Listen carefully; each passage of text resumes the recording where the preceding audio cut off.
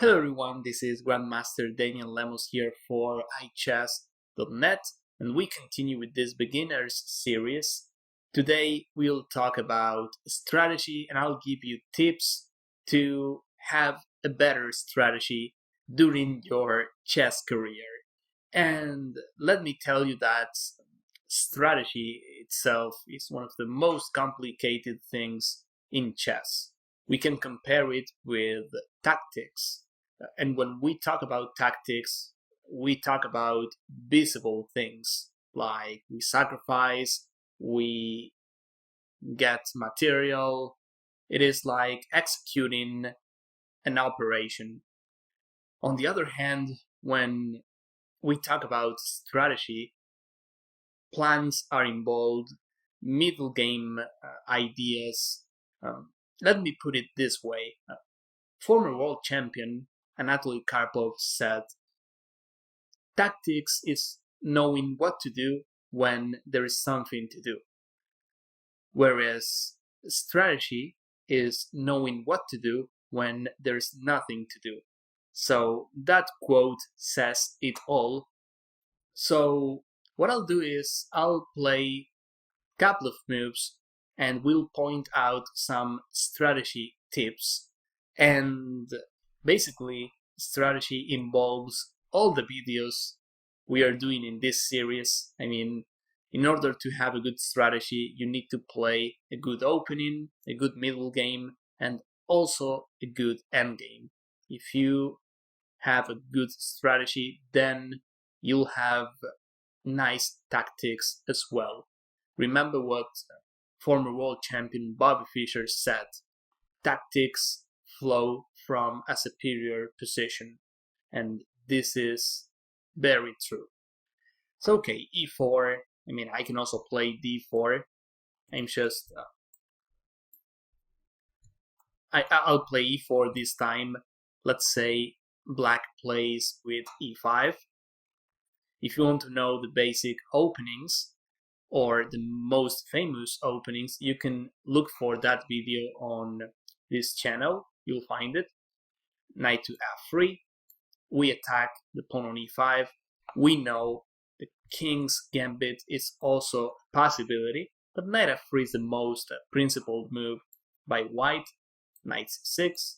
He develops a piece and he also protects the pawn on e5. And now, as white, I have a couple of options. The Italian game with bishop c4, bishop b5, this would be the Spanish, also known as Ruy Lopez. And as you can see, white is also following the opening rules, developing a piece, making sure his king is safe, try castling in every single game you play. That is key to get a good middle game position. So here, for instance, this move, bishop b5, is quite good. You can also think about playing a move like this, but then your bishop is locked in inside the pawn chain. So it is better to develop the bishop first. You get your bishop out, and then later on you can play something like d3. Another good advice is try moving your pawns and your pieces towards the center. Don't play too many moves on the wing. For instance, a move like h4 is complete nonsense for white. You don't want to advance too much if most of your pieces are on the first rank. You need to get those pieces out first, and then once all your pieces are developed, then you can try advancing your pawns. So this is basic opening strategy. Get your pieces out, put your king into safety, and then you can also try advancing your pawns. I mean, here, for instance, suppose he plays knight f6, then of course I can try moving a pawn in order to protect this one. But here I have a huge reason to play d3. Otherwise, I would play something else. Here, for instance, black plays d6. Now his bishop, this one, bishop f8, is inside the pawn chain. So if he wants to improve his bishop's position, he'll have to do something like this. And this makes sense. This is what we usually call defianketo. As black, this is great because he improves his bishop, and defianketo also offers you better protection for your king when you castle. So all of these things we are saying are part of the opening strategy. Here, for instance, looking at this position, I can also think about middle game ideas. For instance, as white, we know we have to get our pieces out. So you probably consider a move like knight to c3, which is playable and it is indeed good. But we can also think about other moves. If we use the c3 square for our knight, then we'll be missing other ideas like playing our pawn to c3. What's the difference? Well, if we place our pawn here, later on in the game we can play d4, thus gaining space in the center. We can also try gaining space on the queen side by means of b4. And second, if he pins our knight, this is a sort of tactic, a pin. The knight, we cannot move it because we lose our queen. And by the way, here we have another pin. Bishop b5 is pinning the knight on c6. He cannot move it because the king is behind the knight. So we are looking at a couple of pins. I can pin his knight on f6 by playing bishop here. If he moves the knight, then I take the queen. So we have a position with 3 pins, 3 tactical ideas. As you can see, it is all related. So okay, as I was saying, this is a natural development move. It works for white, but this is even better. And I know this because I know the strategy of this position. Usually white, when he plays the Italian game or the Spanish, he places his pawn on c3, because then he can try advancing on the queen side or even in the center. Another reason not to play my knight to this square is that if he plays a move like this and he tries pinning my knight on f3, I can always connect my knights. I can play something like knight bd2, and as you can see, knights are protecting each other, and this is great to deal with pins. Let me explain. Suppose I play c3, he pins my knight, and then I play a random move, something like king h1. Well, he can take my knight, and here I have huge decision how to retake on f3. Well, I have to take with my queen.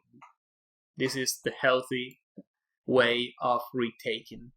If I take with my pawn, this is a bad idea because, first of all, my pawns on the f-file, they are in front of each other. This is what we call double pawns. Not to mention my king is unprotected and my castle is just broken. So after bishop takes, the only serious move we have is queen takes. After this, my pawn structure remains safe and white is just fine. But if I take with the pawn, this is a disaster for white. And when I say disaster, I say it from that positional point of view. Material-wise, it is still equal. So let me come back to this knight bd2 thing. After bishop here, suppose, well, I'm under a pin and I want to move this knight. So I say, I'll move my queen out of this diagonal and if I'm allowed, next move I'll move my knight. But here he takes, and now I don't have the chance of taking back with the queen. I have to take with my pawn, and we know how weak this is for us. Not to mention our king is there, and that area is open. So all these decisions, they are not based on tactics. What we are looking is strategy stuff. At the end of these variations, the material is equal, but what changes is the position. So after this, as I was saying, white usually likes placing his pawn on c3 and the knight on d2, and by doing this, both knights are connected. Now, with my knight on d2, I can safely move my queen, let's say to b3, to a4. I can get my queen out of this diagonal, and if my opponent wants to take, then I don't have to take with the pawn.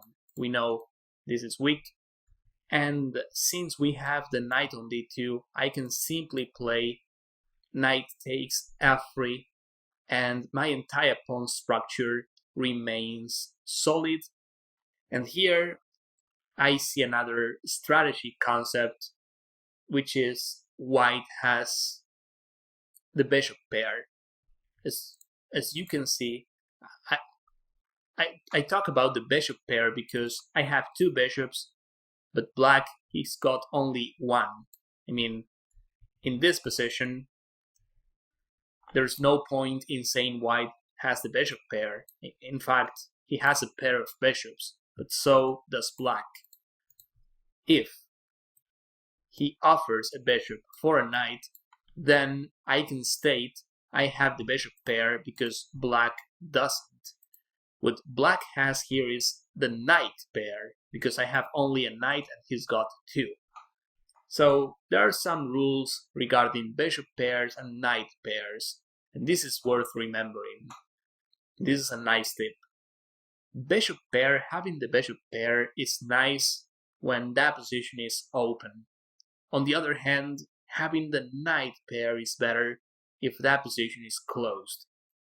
In this position, despite having all pawns on board, we can tell this position is open or potentially open because we have breaks, we have ways of opening that position anytime soon. Now, if for some reason I'll just show you a variation where we are talking about a closed position. Suppose we play this. This is, for instance, this is called a Benoni structure. This is a closed position. White, he's got more space, he's got a pawn on the 5th rank, but the center is pretty closed, as you can see, and there are not obvious breaks yet. And I'll play as black. I'll just play some moves on purpose to show you what a closed position looks like. This is definitely closed. I mean, every single pawn is on board, no real breaks, and well, I mean, we can maneuver as much as we want. Since that position is closed, knights are more valuable. Why? Because they can jump. Bishops, on the other hand, can be useless in this sort of positions. For instance, my bishop on d3. Let's take a look at this bishop. The bishop is crashing into the entire pawn chain.